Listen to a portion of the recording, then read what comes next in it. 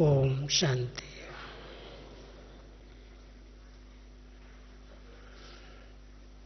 हम सभी बाबा के सौभाग्यशाली बच्चे, जिनको सत्य राह मिली है, जिस सत्य राह पर, सच्चे पथ पर हम सभी चल रहे हैं, वो सच्चा पथ दिखाने वाली बाबा की मुरली है। जिस मुरली से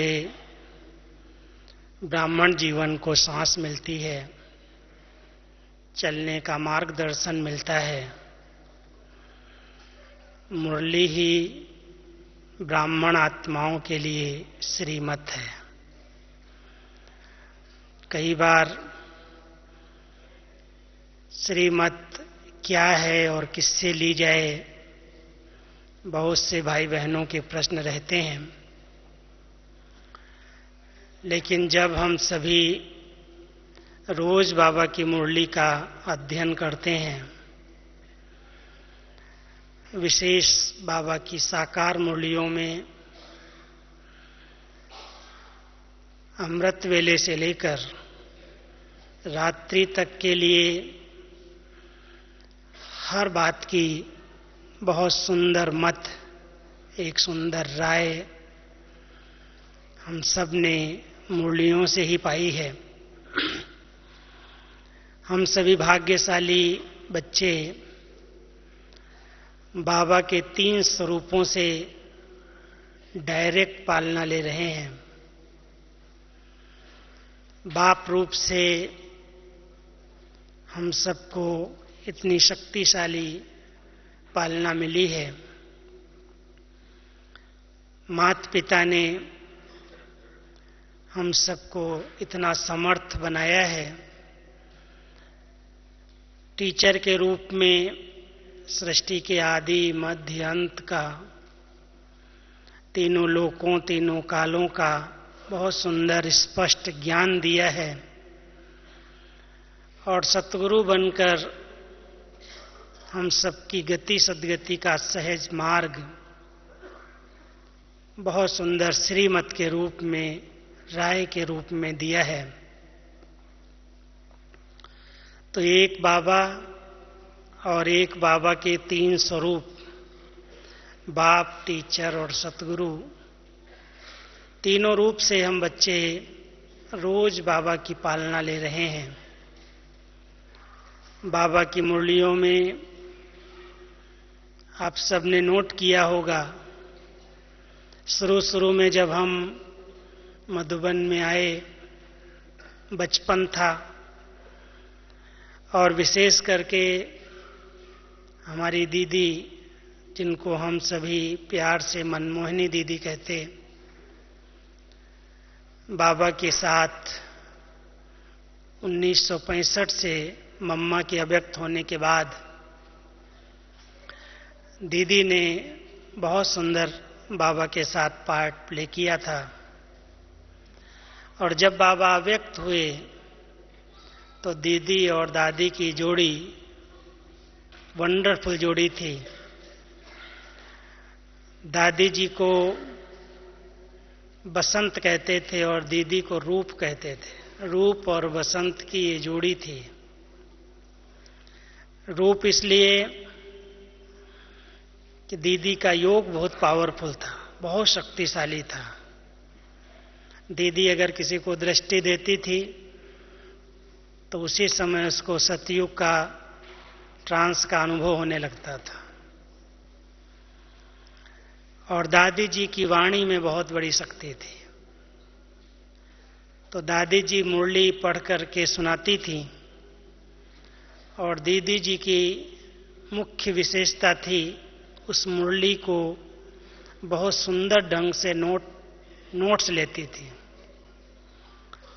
और मुझे दीदी जी के साथ पार्ट बजाने का आते ही चांस मिल गया। क्यों मिला? क्योंकि दीदी हिंदी नहीं लिखती थी। दीदी की राइटिंग सदैव सिंधी में भाषा हिंदी होती थी लेकिन राइटिंग सिंधी थी। तो मुझे आते ही कहा कि अगर तुम सिंधी सीखो तो तुमको टाइप सिखाएंगे। तो मैंने सबसे पहले सिंधी सीखी और सिंधी सीखकर दीदी जी के नोट्स को पढ़ना और टाइप करना एक चांस मिला। उसमें दीदी हमेशा कहती थी एक मुरली में चारों सब्जेक्ट की पॉइंट्स होती हैं। तो डायरी में 4 कॉलम बनाओ। एक कॉलम में ज्ञान की पॉइंट्स नोट करो, एक कॉलम में योग की पॉइंट्स नोट करो, एक में धारणा की, एक में सेवा की। हम सब की पढ़ाई के ये मुख्य 4 सब्जेक्ट हैं और चारों सब्जेक्ट में बाबा हम सबको नंबर 1 देखना चाहते हैं।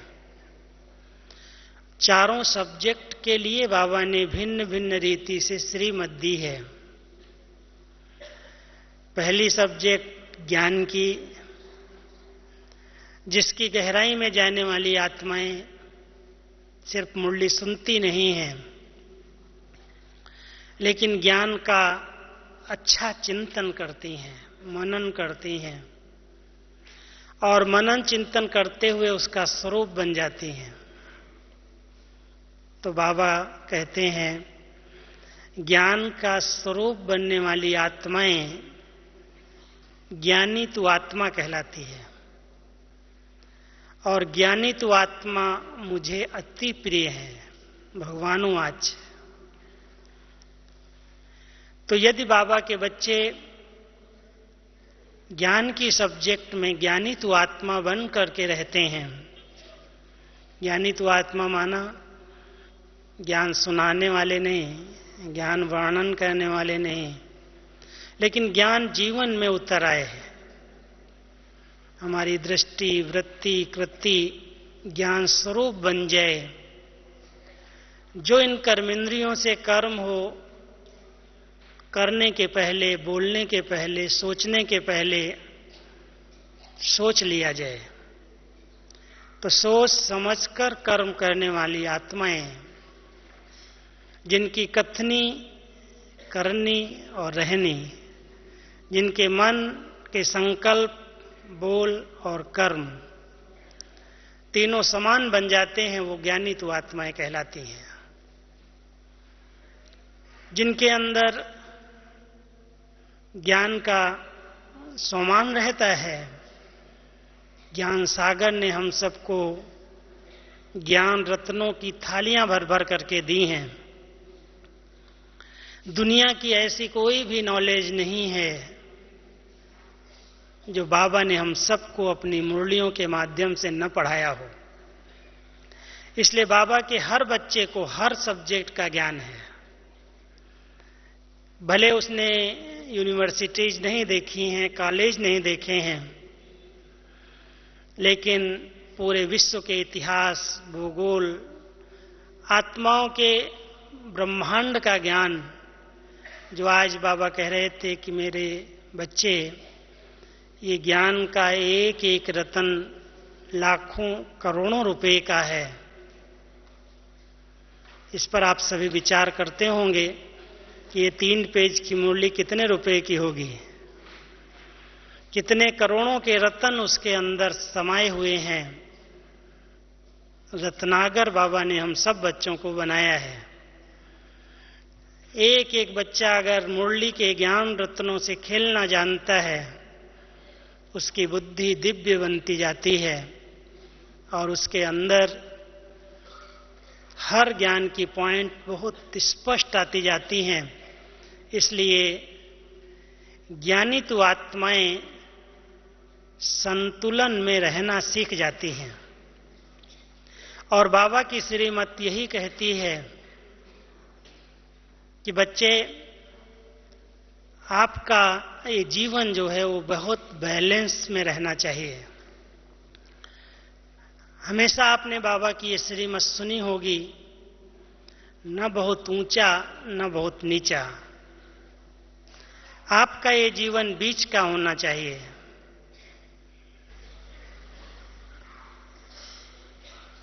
तो हम आपको चारों सब्जेक्ट के द्वारा जो हमें सत्य राह मिली है, जो हमें उसके लिए श्रेष्ठ मत मिली है, उस विषय में थोड़ा सा स्पष्ट करेंगे। क्योंकि ज्ञान की सब्जेक्ट जो हमें बाबा ने ज्ञान के राज सुनाए हैं, उससे हमारी जीवन बैलेंस युक्त बन गई है, संतुलन में रहना सीख गए। सादा जीवन उच्च विचार, ये बाबा की श्रीमत है। खर्चे कम से कम हो और कार्य अच्छे से अच्छा हो, कम खर्च बाला नसीन। ये साकार बाबा की टोटके हैं मुरली से। ये श्रीमत बाबा हम सबको देता है। ऐसे नहीं है पैसा है तो एकदम उसको शौक मौज में उड़ा दो, व्यर्थ नहीं जाए। एक एक पैसा ये भगवान की दी हुई अमानत है, इसको सफल करो। इसलिए जीवन के विचारों में ऊंचाइयां, चरित्र में ऊंचाइयां और प्रैक्टिकल लाइफ में सिंपलिसिटी। जितना सिंपल उतना ब्यूटीफुल। और वो सिंपलिसिटी निरहंकारिता पर आधारित है। आत्माएं निर्विकारी निरहंकारी बन जाएं, कितनी भी बड़ी पोजीशन मिल जाए, कितना मान और सम्मान मिले, लेकिन अहंकार का अंश भी न हो। जो हम सब ने ज्ञानित आत्माएं बाबा के बच्चों को देखा है, जो ज्ञानी हैं सच्चे, उनमें अहंकार का नाम निशान नहीं है। और बाबा हम सबको ये श्रीमत देता है कि बच्चे, तुम जैसे ब्रह्मा बाबा इतनी बड़ी अथॉरिटी होते हुए भी, ग्रेट ग्रेट ग्रैंडफादर, सभी मनुष्य आत्माओं का पिता, हर धर्म पिताओं का भी पिता, ऐसा हमारा बाबा। और कैसे निरहंकारी बनकर के बच्चों के बीच में सेवादारी बनकर के रहा। श्रीमत देता है, बच्चे तुम किसी से सेवा मत लो। सेवा लोगे तो तुम्हारा भाग्य खत्म हो जाएगा। सुने हैं 2-3 दिन से मुरली। ये श्रीमत बाबा ने हम सबको दे करके ज्ञान स्वरूप बना दिया, ज्ञानी तू आत्मा बना दिया। 3-4 दिन पहले एक और बहुत सुंदर श्रीमत थी, क्योंकि बाबा के बच्चों को ज्ञानी योगी तू आत्मा बनना, ज्ञान के साथ साथ योग अभ्यास भी करना है। इसलिए बाबा ने एक बहुत सुंदर श्रीमत दी, बच्चे तुम्हें किसी से भी उधार लेने की जरूरत नहीं है। इसी हफ्ते की मुरलियों का सार मैं आपको सुना रहा हूं। अगर उधार लिया जाए, कर्ज ले लिया जाता है, तो कर्ज सबसे बड़ा मर्ज है। इसलिए बाबा की श्रीमत है, डायरेक्शन है ब्राह्मण आत्माओं के प्रति, सत्य राह है। झूठ नहीं बोलो, ठगी नहीं करो, चोरी नहीं करो, लेकिन साथ साथ किसी से कर्जा भी नहीं लो। जितनी बड़ी चादर है उतने पांव पसारो। जितने पैसे हैं, जितनी आमदनी है, जितनी कमाई है, उसी में अपने घर को चलाओ, उसका बजट बनाओ। ना अधिक खर्चे करो और ना एकदम बेगर बन करके रहो। भिखारी बन करके भी रहना नहीं है, ये भी हमारी शान नहीं है। लेकिन कर्जा लेकर के अपना सो दिखाना, शादी ब्याह, कई कारोबार, कई काम होते हैं और कई दिखावा करने के लिए उसके पीछे कर्ज ले लेते हैं। और वो कर्ज उनके लिए बहुत बड़ा मर्ज बन जाता है, क्योंकि जो कर्जदार होता है उसको नींद नहीं आती है। उसको हमेशा लोग परेशान करते हैं कि कब तुम मेरा पैसा वापस करोगे, और अगर ब्याज पर ब्याज चढ़ता गया तो कर्ज के नीचे जीवन भर दबा रहता है। इसलिए बाबा की श्रीमत अपने ब्राह्मण बच्चों के प्रति कि बच्चे जितना है उतने में संतुष्ट रहना सीखो, वैसे जीवन ढाल लो। बाबा कमी नहीं आने देगा, लेकिन अधिक शौक मौज में कर्ज लेकर के शोबाजी नहीं करो। तो ज्ञानी तो आत्माओं के लिए ये सत्य राह बाबा ने दिखाई है। कई बाबा के बच्चे बाबा से पूछते हैं, बाबा बिजनेस है, कार्य है, ऐसा ऑफिस में ऐसी नौकरी है, कभी कभी रिश्वत लेनी पड़ती है, झूठ बोलना पड़ता है, क्या करूं? बाबा वहां श्रीमत क्या देता है? आपने बाबा की मुरलियों से नोट किया होगा, बाबा अपने हर बच्चे को सेफ साइड बताता है। कोई कहे मुझे करना ही पड़ता है तो बाबा कहेगा भले करो, लेकिन ऐसे नहीं है कि करके फिर फंस जाओ और फिर कहो बाबा ने तो कहा था भले करो। बहुत सेफ्टी फर्स्ट। कहीं पर भी बाबा का, ब्रह्मा कुमारीज का, यज्ञ का, इस ऊंचे ज्ञान का नाम बदनाम न हो, ऐसा कोई कर्म न हो जो कुल कलंकित बन जाए। लोग कहें ये तो ब्रह्मा कुमारी में जाता है, फिर भी ऐसा करता है। बहुत ऊंची नजर है उन लोगों की। हम लोगों को मार्केट में अगर चले जाएं और कहीं पर भी कोई सामान लेने जाएं तो लोग ये भाव ताव नहीं करते, कहते आप ले जाओ। इतनी विश्वास रखते हैं, इतना एक समझते हैं, सच्चे हैं, ईमानदार हैं। इसलिए ज्ञानी तो आत्माएं बच्चे कभी भी बेईमानी का कार्य, झूठ बोलने का कार्य, ठगी का कार्य नहीं कर सकते हैं। इसलिए बाबा हम सबको ये श्रेष्ठ मत दे रहा है। इस सच्ची राह पर चलेंगे तो सेफ्टी है। ये ब्राह्मण जीवन की सेफ्टी के लिए श्रेष्ठ मत है। ऐसा कोई भी कार्य नहीं करो जिसमें आपके ऊंचे चरित्र पर दाग लग जाए, जिससे ऊंचे ज्ञान पर लोग अंगुली उठाएं। यही इनको सिखाया जाता है क्या? हमारा व्यवहार, हमारा रहन सहन, हमारी जीवन में सादगी हमारे ऊंचे ज्ञान और ज्ञानदाता को सिद्ध करती है। इसलिए श्रीमत हम सबको बाबा दे रहा है, इस राह पर चलो। ब्राह्मण जीवन की राह है। एक एक बच्चे को बाबा कह रहे हैं, बच्चे मेरे नाम पर, मेरे दाढ़ी की लाज रखो। क्या लाज रखो? कोई भी ऐसी एक्टिविटी, कोई भी ऐसा कर्म मर्यादा के विपरीत न हो, ये श्रीमत है। हर एक को ध्यान रखना है। हमारे बोल में भी अगर जोश होता है, बहुत नशा चढ़ जाता है, तो भी लगता है कि इसको उल्टा ज्ञान का नशा है। इसलिए यहां भी संतुलन की जरूरत है। जितना जोश उतना होश। जितना ऊंचा सोमान है, सत्यता की अथॉरिटी है, सत्य ज्ञान है। बाबा ने हमको सत्य ज्ञान दिया है, आत्मा का, परमात्मा का, पुनर्जन्म का, कर्मों का, सृष्टि चक्र का। किस चीज का ज्ञान नहीं दिया है?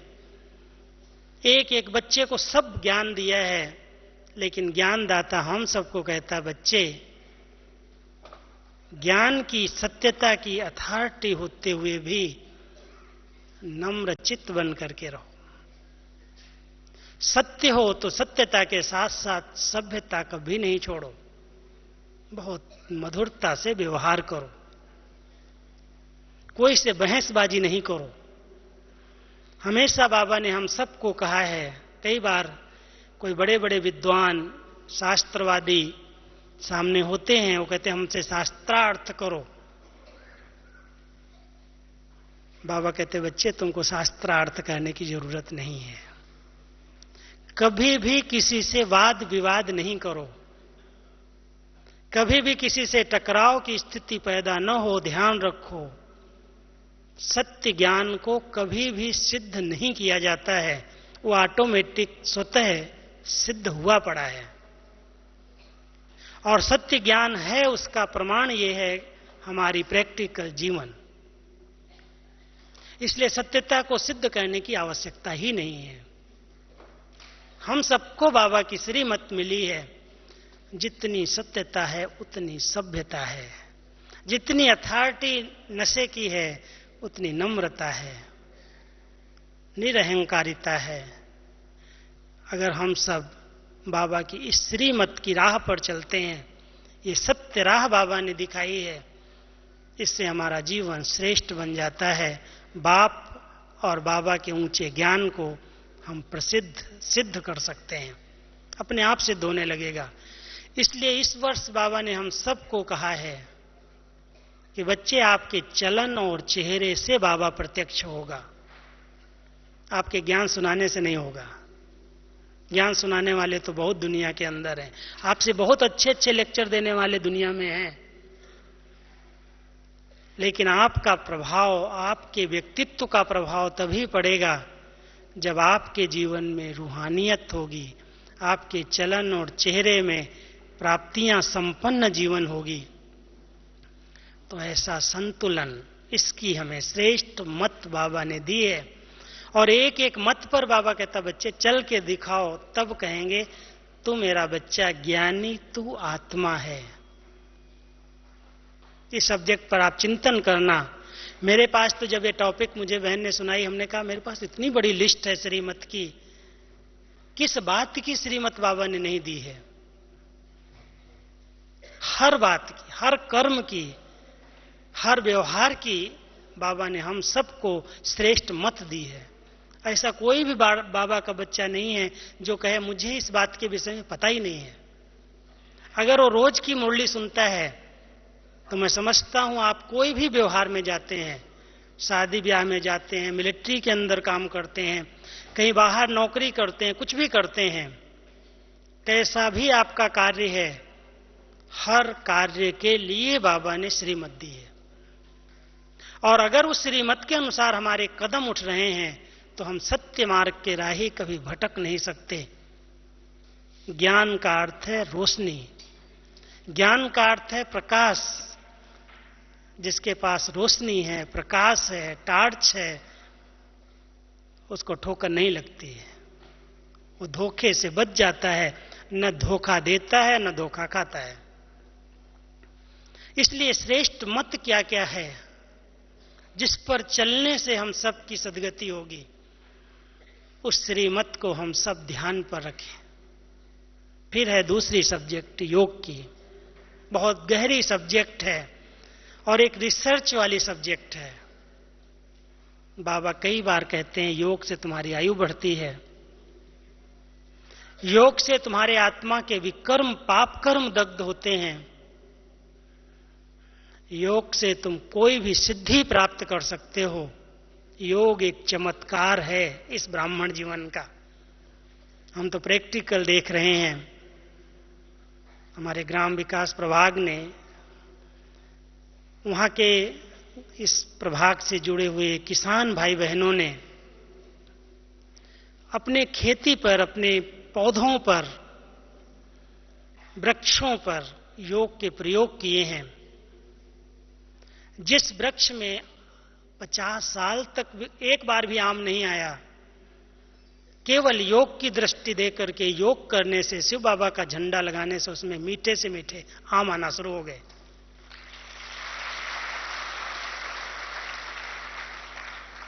चमत्कार है, योग एक चमत्कार है। सिद्धि वो नहीं, रिद्धि सिद्धि वाली, ये यथार्थ विधि है। और यदि हमारा योग विधि पूर्वक है, 100% उसकी सिद्धि निश्चित है, मिलनी ही है। कोई कह नहीं सकता है कि इसकी सिद्धि नहीं होगी। असंभव कार्य, असंभव शब्द हमारे इस ब्राह्मण जीवन की डिक्शनरी में है ही नहीं। हर कार्य संभव है।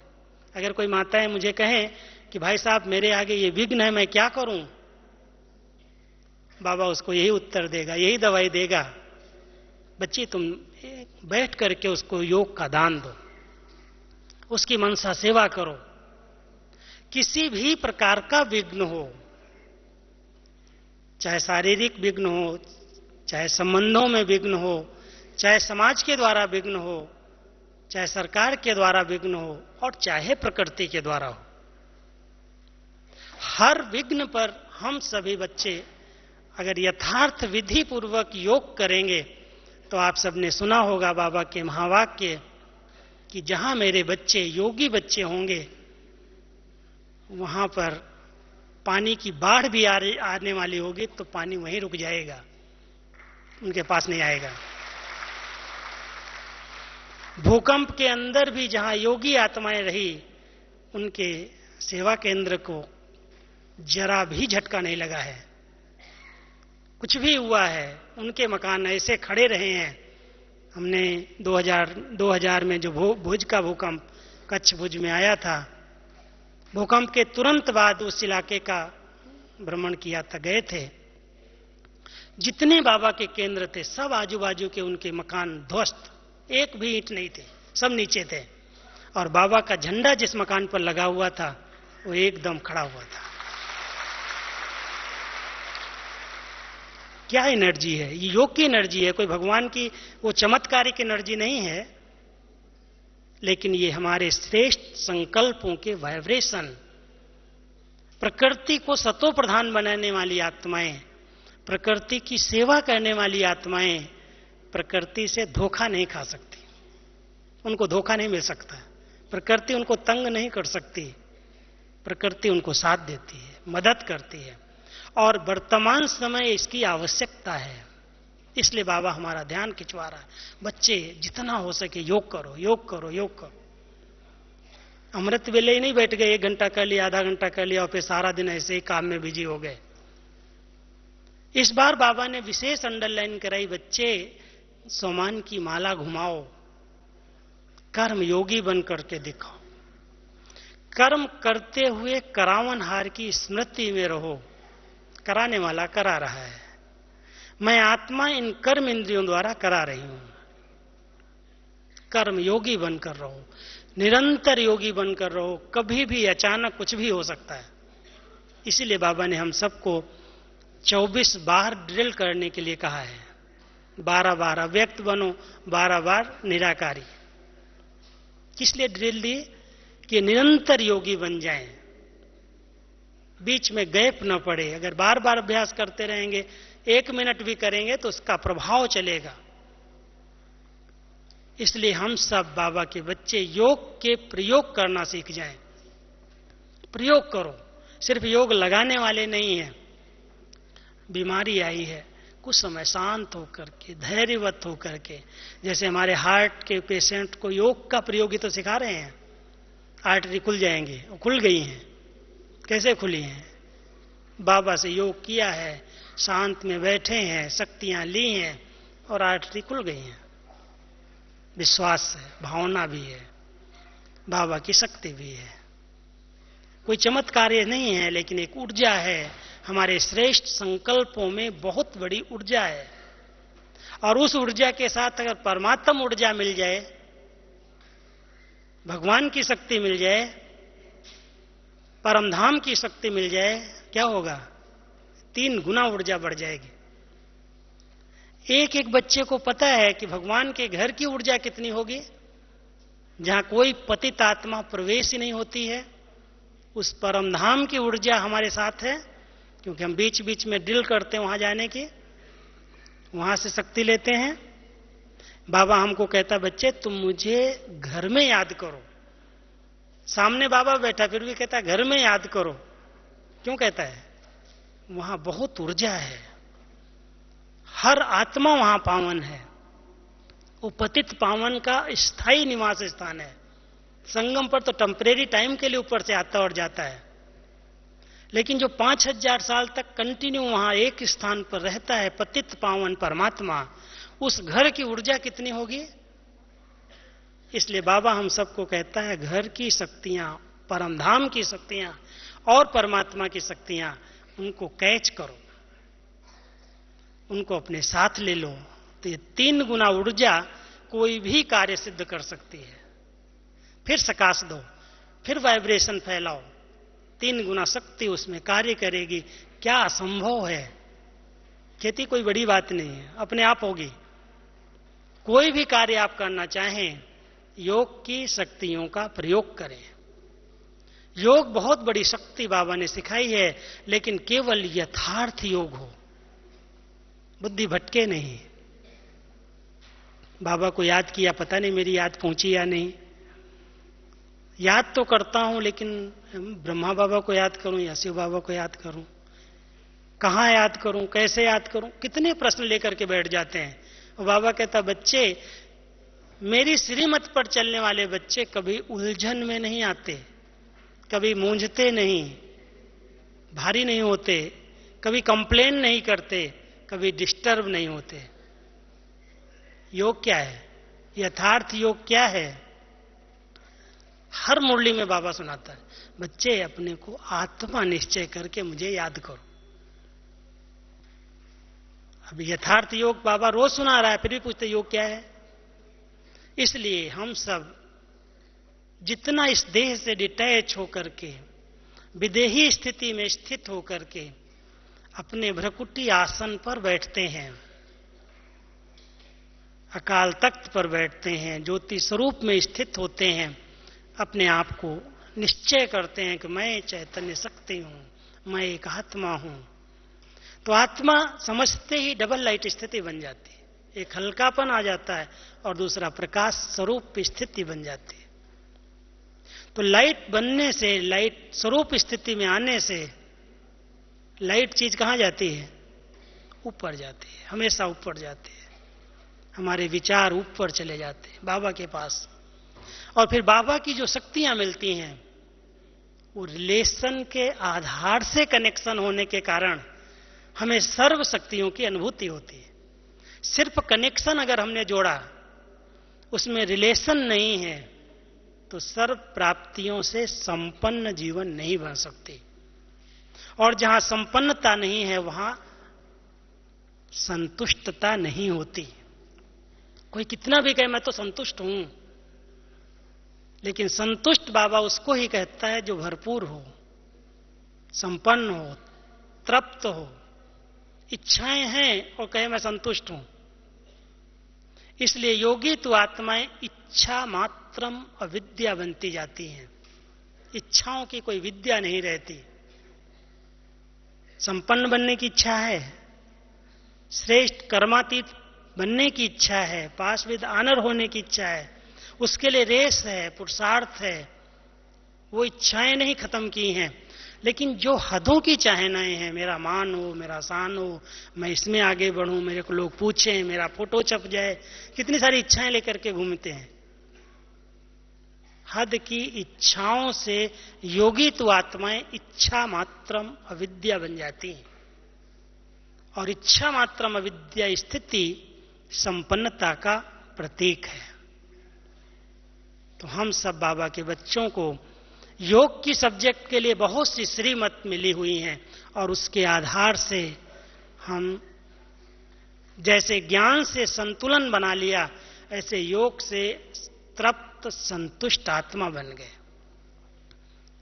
तो संतुष्ट आत्मा सदा प्रसन्न रहती है, भरपूर रहती है, और जो प्रसन्न और भरपूर रहती है वो तृप्त रहती है, दूसरों को प्रसन्न कर देती है। तो योग की दृष्टि से, योगी आत्मा की दृष्टि से अनेक आत्माओं के प्रश्न समाप्त हो जाते हैं। आपने देखा होगा कि अगर कोई व्यक्ति बहुत प्रश्न लेकर के आता है, बहुत प्रश्नों की उलझन है, बाबा के सामने आते उसके सब प्रश्न हल हो जाते हैं, प्रश्न पूछना ही भूल जाता है। कई बार बाबा के सामने, क्या हम बड़ों के सामने भी जाते हैं, बहुत सी बातें लेकर जाते हैं, ये बात करेंगे, ये पूछेंगे, ये पूछेंगे, लेकिन उनकी दृष्टि पड़ते ही सब प्रश्न समाधान हो जाते, समाप्त हो जाते। प्रसन्न चित्त आत्माएं हैं, तो उनकी दृष्टि में इतनी शक्ति है कि हमें प्रसन्न चित्त कर देती हैं, प्रश्न समाप्त हो जाते हैं। इसलिए योग की शक्तियों के लिए बाबा की श्रीमत मिली हुई है कि बच्चे योग यथार्थ हो, योग युक्ति युक्त हो, योगी तो आत्माएं आपकी जीवन हो। योगी जीवन है, योग लगाने वाले सिर्फ नहीं है। और जीवन माना जो सदाकाल हो। 1 घंटा योग किया, 2 घंटा योग किया, 6 घंटा योग किया, बाबा कहते क्या गिनती करते हो? बाकी किसको याद करते हो? 4 घंटा मुझे याद करते हो, 20 घंटा दूसरों को याद करते हो क्या? इसलिए निरंतर योगी, सहज योगी, कर्म योगी। कर्म करते भी बाबा के सिवाय मेरा है कौन? तो ये श्रीमत बाबा की हम सबको योग के लिए मिली है कि बच्चे, एक बाबा दूसरा न कोई, एक वृत्ता बन करके रहो, एक मत पर चलो, एक की राय पर चलो, आपकी जीवन योगी बन जाएगी। तीसरी सब्जेक्ट धारणाओं की है, और वो हमारे देवी देवता धर्म की स्थापना का फाउंडेशन है। इसलिए बाबा कहता बच्चे, धारणाओं के लिए कहा जाता है धर्म। धारणाएं हमारा धर्म है, और धर्म के लिए मान्यता है कि प्राण जाएं पर धर्म न छूटे। हम जितनी धारणाओं का संकल्प करते हैं, ब्राह्मण जीवन की ऊंची धारणाएं, हम किसी भी विकारी के हाथ का नहीं खाएंगे। हमारी ऊंची धारणा है हम शुद्ध शाकाहारी होकर के रहेंगे, पवित्र जीवन जिएंगे, क्रोध नहीं करेंगे, श्रेष्ठ संग में रहेंगे। ये सब श्रीमत मिली हुई है, लिस्ट निकालना। हमारी ऊंची धारणाओं के लिए बाबा ने बहुत सारी श्रीमत दी हैं, और अगर वो श्रीमत जितनी परसेंट में पालन किया है, वो सत्य पथ का राही है। हम सबको श्रेष्ठ धारणाएं हमारे जीवन को श्रेष्ठ बना रही हैं, हमारे चरित्र को ऊंचा कर रही हैं। इसलिए कोई कभी कंप्लेन नहीं करना, क्या करूं, खाना पड़ता है, क्या करूं, ये करना पड़ता है। बाबा कहते ये सब तुम्हारी बहानेबाजी है। ऐसी बहानेबाजी के संकल्प मत करो। जहां दृढ़ता है वहां सफलता है, जहां निश्चय है वहां विजय है, जहां हिम्मत है वहां बाबा की मदद है, जहां लगन है वहां विघ्न ठहरते नहीं है। लगन की कमी होगी इसलिए बार बार विघ्न आते हैं, चेक करो। लगन की अग्नि को तेज कर दो, विघ्न खत्म हो जाएंगे। धारणाओं में कोई विघ्न डाल दे, हो ही नहीं सकता है। मीरा की धारणाएं कोई तोड़ सका क्या? कितने भी पेपर आए, कितनी भी परीक्षाएं आई, संकल्प ले लिया कि मेरा तो गिरधर गोपाल, दूसरा न कोई, कुछ भी हो जाए, आखिर वो विजयी बनी। आज उसकी इतनी मान्यता, इतना गायन हम सभी करते हैं, भक्त मीरा शिरोमणि। इसलिए कभी भी विघ्न है, क्या करूं, कैसे करूं, इन प्रश्नों में उलझो मत। योग को यथार्थ करो, धारणाएं अच्छे से अच्छी बनाने का दृढ़ता से संकल्प कर लो, सब विघ्न खत्म हो जाएंगे। ये श्रेष्ठ मत मिली हुई है धारणाओं के लिए। कुछ भी हो जाए, संकल्प लिया है, कहां जाएंगे? श्वास जाएगी ना, भले चली जाए। मैं अपने व्रत से पीछे नहीं हटूंगा। व्रत अगर रखते हैं, माताएं रखती हैं अगर व्रत 21 दिन का, कोई निर्जल व्रत लेती हैं, पानी भी नहीं पिएंगी, कहेंगी संकल्प भी नहीं आ जाए पीने का, खाने का। भक्ति में इतना किया और ज्ञान में क्या एक व्रत नहीं ले सकते? क्या व्रत बाबा ने दिया?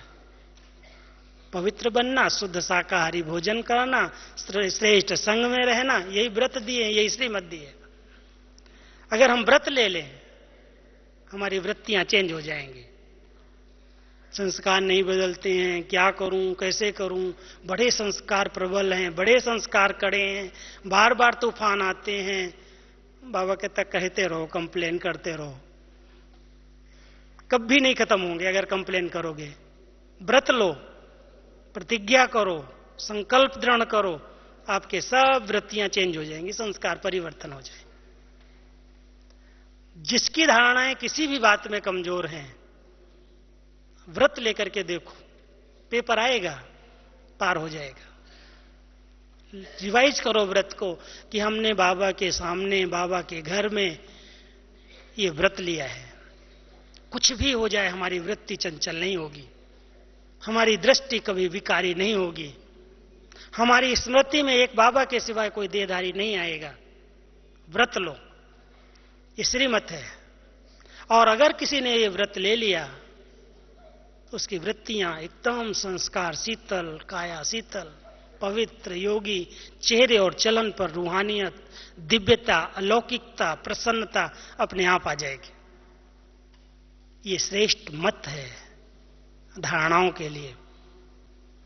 और चौथी सब्जेक्ट बहुत सुंदर बाबा ने हम सब ब्राह्मणों को दी है, समय पास करने की भी है, भाग्य बनाने की भी है, सेवा। लेकिन सेवा माना सुख देना और सुख लेना।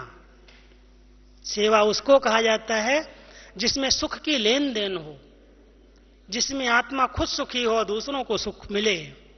अगर कोई सेवा करने जाए और डिस्टर्ब हो जाए, डिस्टर्ब कर दे, तो सेवा कही जाएगी क्या? इसलिए सेवाधारी वही है जो कभी भी डिस्टर्ब न करे, न हो, सुख देता चले, सुख लेता चले, कभी हदों के बंधन में न बन जाए, कभी स्वार्थ के कारण सेवा न करे। ये हमारे लिए बाबा की श्रीमत है। बच्चे कभी भी स्वार्थ के कारण नहीं करना, मेरा मान होगा, मेरी महिमा होगी, मेरा नाम आएगा, मैं टीवी पर आ जाऊंगा, इसके लिए सेवा कर रहे हैं क्या? कई लोग सेवा करने जाते हैं, अपने को सो कर देते, अपने को प्रत्यक्ष करते हैं, समझते हैं हमने बहुत अच्छा लेक्चर दिया, हमने बहुत अच्छा कार्य किया। हम तो रूहानी सेवा कर रहे हैं, नाम अपना कर रहे हैं और काम बाबा का हो रहा है। होता है कैसे? इसलिए बाबा कहता, बच्चे जहां बाबा को प्रत्यक्ष करने की सेवा है वहां अपने को गुप्त करो। कई लोग अपना नाम करने के लिए बड़े बड़े प्रोग्राम बहनों से करवाते हैं, बहनों को बुलाएंगे, मंच देंगे, सब कुछ करेंगे, लेकिन वहां एक जगह पर ब्रह्मा कुमारी का नाम ही नहीं होगा। जैसे बाबा को प्रत्यक्ष करना ही नहीं चाहते, अपने को प्रत्यक्ष करना चाहते। ये सेवा नहीं है। हम सब बाबा को प्रत्यक्ष करने की सेवा पर हैं। सब सेवाधारियों को ध्यान रखना चाहिए, जो कुछ हम कर रहे हैं, चाहे किसी विंग से संबंधित हम कार्य कर रहे हैं, चाहे कुछ सेवा का कोई भी कार्य है, वो सब सेवाएं एक को प्रत्यक्ष करने के लिए हैं। किसी व्यक्तिगत व्यक्ति को प्रसिद्ध करने के लिए सेवा नहीं है। हम सब सेवाधारी सेवा करें और सेवा करके सेवा के अभिमान से मुक्त हो जाएं। कर्तापन का नशा ना आ जाए कि मैं बहुत अच्छा करता हूं। इसलिए सेवाधारी को बहुत निर्माण चित्त, नम्र चित्त बन करके रहना है। और सेवा सच्ची वही है जहां पर कोई भी प्रकार का पर्सनल स्वार्थ न हो। हमें कुछ नहीं चाहिए, हमें सब कुछ बाबा ने दिया है। न किसी से पैसा चाहिए, न किसी से मान चाहिए, न शान चाहिए। जो है अगर कोई करता है सफल करे, बाबा के यज्ञ में करे, बाबा के लिए करे। मुझे क्या चाहिए? मुझे बाबा 2 रोटी खिलाएगा, आराम से रखा है। इतनी निस्वार्थ भाव की सेवा अगर होगी, उसमें कोई हदें नहीं है, मेरी एरिया, ये तेरी एरिया, ये मेरा जोन, ये तेरा जोन, कोई हदें नहीं है। ऐसे बेहद दृष्टिकोण से अपना समझ करके बाबा के ज्ञान को, ज्ञानदाता को, उसके द्वारा पढ़ाई को अगर हम प्रत्यक्ष कर रहे हैं तो हम सच्चे सेवाधारी कहलाएंगे। इसलिए बाबा कहता है, तुम मेरे बच्चे केवल केवल ईश्वरीय सेवा के लिए हो। ब्राह्मण माना जिनका स्वधर्म, जिनका धर्म ही सेवा है। तो हम सबकी श्वास भी सेवा है, धर्म भी सेवा है, और सेवा करके हम दुआओं का खाता जमा करते चले। तो चारों सब्जेक्ट के लिए जो बाबा ने श्रीमत दी है, हर एक ब्राह्मण आत्मा सुबह से शाम तक इन चारों सब्जेक्ट के आधार से बाबा की एक एक श्रीमत पर चलता चले तो सत्य पथ का राही विजयी बन जाएगा, विजय माला का मणका बन जाएगा। ओम शांति।